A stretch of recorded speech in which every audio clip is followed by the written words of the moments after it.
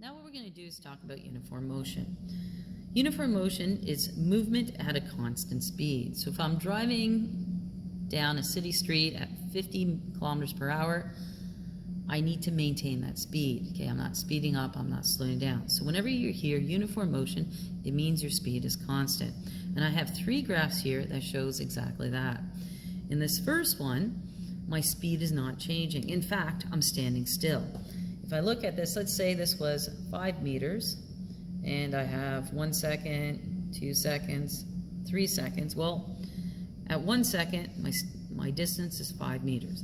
At 2 seconds, my distance is still 5 meters.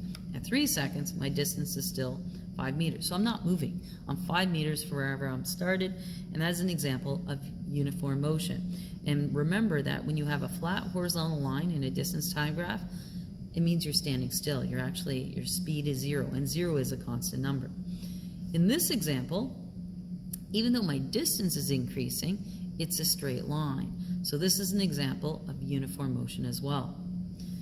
In our last example, I have a different graph. This is a speed time graph. So let's say this was 10 meters per second. And again, I got 1 second, 2 seconds, 3 seconds. Well, at 1 second, my speed is 10. At 2 seconds, my speed is 10. At 3 seconds, my speed is 10. So that is another example of uniform motion. Let's keep going. This example here says determine the slope of the following position time graph. So let's do that. I know that slope is equal to rise over run.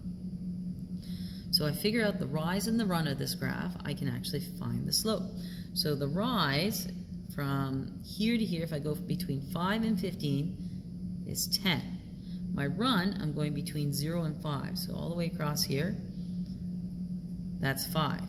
So my rise is 10 divided by 5, which gives me 2. Let's look at the units. My rise was in meters. My run was in seconds, so my units must be meters per second. Meters per second is actually a speed. That's the unit for speed. So that's a speed. So the slope of a position time or distance time, that's when there's a D and a T here, graph, gives me the velocity or the speed of an object.